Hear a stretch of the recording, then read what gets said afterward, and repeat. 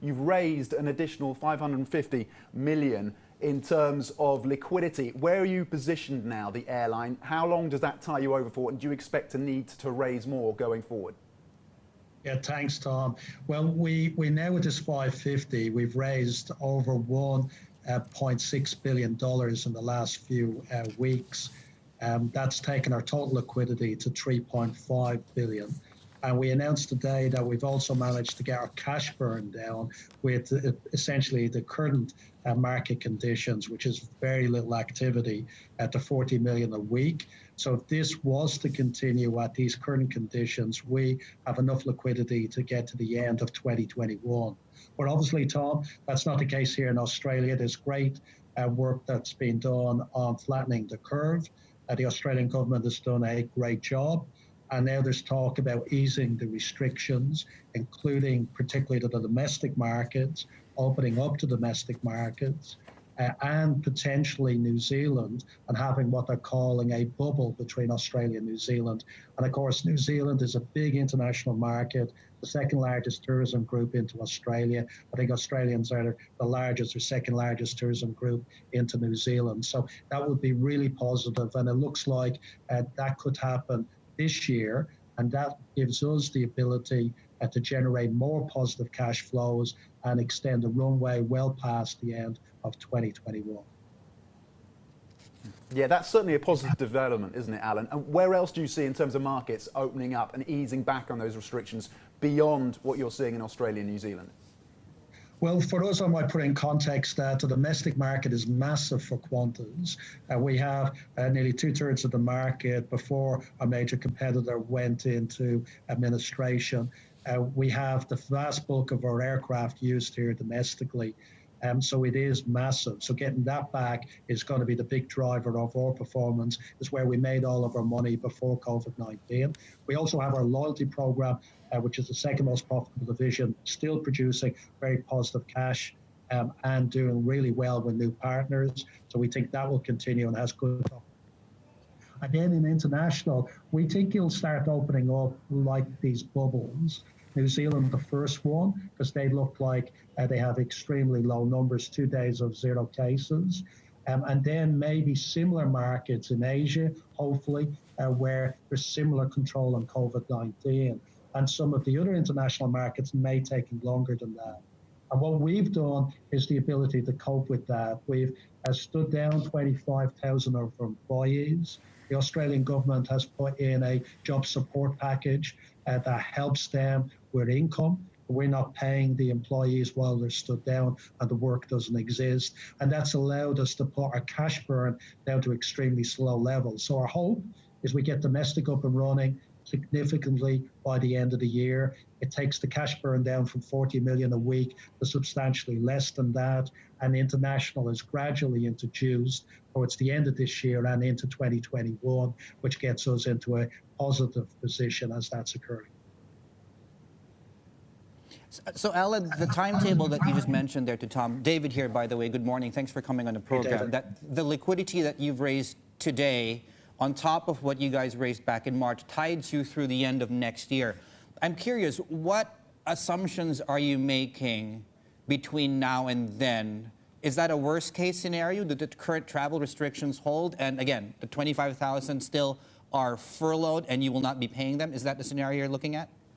Yeah, so the worst case, which we now think is extremely unlikely, is that these market conditions continue, where we have essentially 5% of our domestic operation flying today and 1% of our international. If that were to continue indefinitely, we could survive until the end of 2021.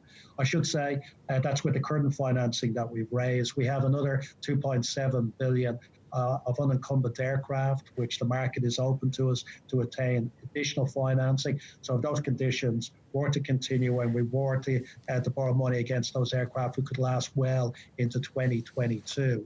We don't see that happening because we now see very positive signs that the domestic market is going to open. That's the biggest market for us, the most profitable market, the biggest cash generating market. So we're now very, very confident that we have the liquidity to last for a very long time. And you're absolutely right. If there was to continue, in current conditions, we would have no work for 25,000 of our employees. But when domestic comes back, we are going to be and will be activating those employees. They're supported by a package from the government until the end of September called JobKeeper, which gives them essentially an income until then, supported by the Australian government. It's available to any company that's seen a 50% drop in revenue, any big company, and of course Qantas is one of those big companies.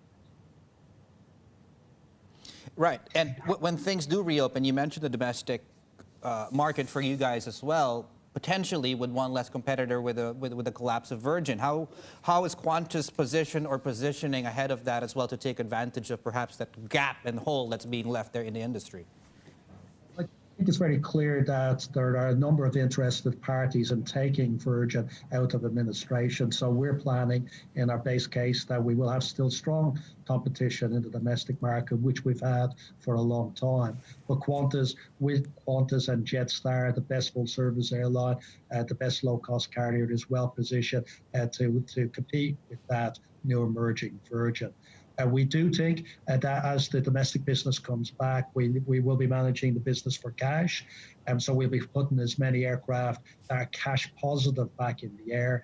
And that will mean attractive airfares in the domestic market. It helps stimulate the tourism industry, get people traveling, visiting friends and relatives. And we think there's a big pent-up demand because people have been locked down for some time. They want to visit their families. They want to go on a holiday. And because of the domestic market is safe, in a lot of cases, very low levels of COVID-19. We think there will be a pent-up demand for that, and we're well positioned to take advantage of it. And we think there's opportunity for Qantas, given its strength. We are the strongest airline, I think, in the world. We've got the best level of liquidity, the lowest level of cash burn. We think we can take share domestically and internationally when that responds, given that strength and given that we have the assets and people that we will want to activate as this recovery happens. Alan, when would you expect consolidation in the sector to take place, and will you play a role in that, do you think?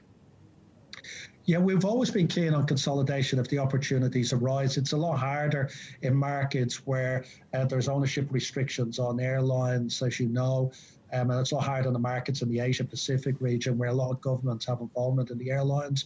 But we are hoping that if that did exist, Qantas is well positioned to take advantage of it, and we'll keep an eye out for those opportunities as they potentially arise. What does Qantas look like after this? When we get through coronavirus, however long that takes, what does the airline ultimately end up looking like to you? Well, you know, the Qantas of 2021, 22 will be very different from the Qantas of 2019. We're going to have to respond to a new Virgin coming out of administration, like we did when Ansett collapsed in 2001. We created Jetstar, we took costs out of Qantas, we improved the Qantas product significantly and got unbelievable ratings from our customers as we went through that process. We know that the international market is going to take some time for recovery. We have the ability to take share, but we know we have to look market by market at what that recovery looks like. So we're in the process of doing that and looking at it. We haven't made any calls on it. So will be calls about whether we bring back the 747s, which were due to retire at the end of the year. That's probably unlikely, but we're maintaining flexibility there. Of our A380s, that we bring them all 12 back. It depends. They're used to the United States and the UK. It depends on how the United States and the UK cope with COVID-19. And then we have a look at, you know, the other markets that may be opportunities for Australians to go overseas, the big leisure markets that we've had in Asia and how they respond to this. So at the moment, we're keeping flexibility open, keeping everything on the table. We have made a decision to delay Project Sunrise, which were our fleet that we were looking at ordering that allowed us to fly non-stop from Australia to London and North America. In the current circumstances, we don't think it's the right thing to do, but we do think that's a longer-term opportunity for us. But we have to see the recovery of COVID-19 before we'd order those aircraft to do that project. Well, since you mentioned that you're delaying it as well, final question, does that then mean you won't need the aircraft? Will you be perhaps delaying firming up that order for A350s? Yes, we're obviously talking to Airbus about the 350s. Our intent, and they understand it, is that while we're in a recovery phase of COVID-19, it's not appropriate for us to put an order in for that large number of aircraft and the capital expenditure that would entail. So we'll be continue to talk to Airbus, continue to push out the potential for those aircraft to arrive. And I think Airbus, given where we are with world aviation, I don't think there's going to be a huge amount of demand out there for a large number of A350. So I think that option will be available to us, and we will be one of the best positioned airlines who order aircraft as the world comes out of COVID-19.